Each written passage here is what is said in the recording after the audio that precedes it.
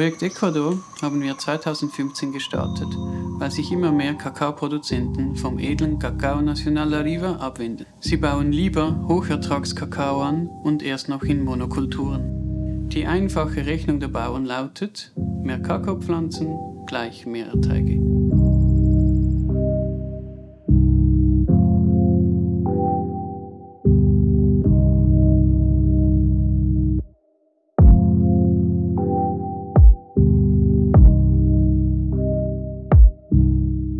Durch diese Negativspirale verschulden sich viele Bauern und müssen ihren Hof aufgeben. Oder aber die Bauern besiedeln in ihrer Not wertvolle und intakte Tropenwälder.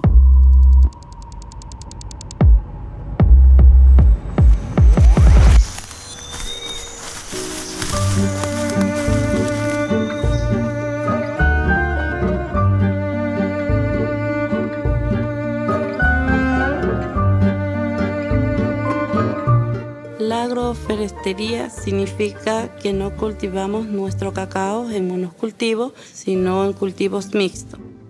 Bei der dynamischen Agroforstwirtschaft wächst der Kakao fast wie im Regenwald, in einem hochdiversifizierten System mit verschiedenen Stockwerken. Ganz unten wachsen einjährige Kulturen wie Mais, Bohnen oder Maniok. Eine Stufe weiter oben wachsen schattenbedürftige Pflanzen wie der Kakao. Gleich darüber wachsen Fruchtbäume und ganz oben thronen die riesigen Edelholzbäume.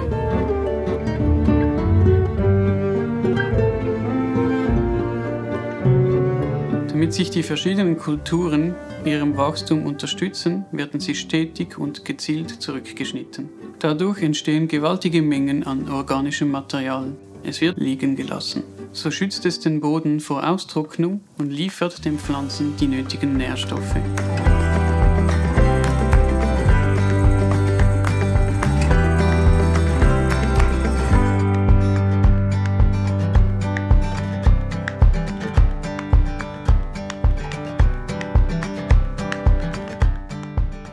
Últimamente hemos logrado tener un acceso a mercado para los productos asociados que se están produciendo en las fincas.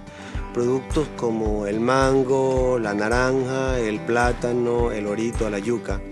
Muchos de ellos nuestros productores los venden en el mercado local y también hemos logrado entrar al mercado con varios procesadores.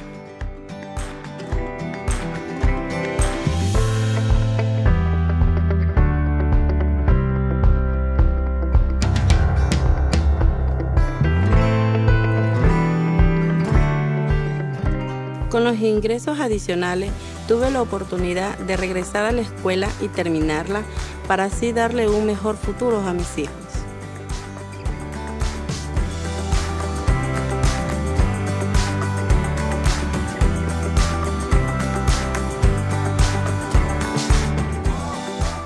Con el Premio Suiza de Ética ganado el año pasado, para nosotros significa el esfuerzo de haber realizado este proyecto Finca con los agricultores.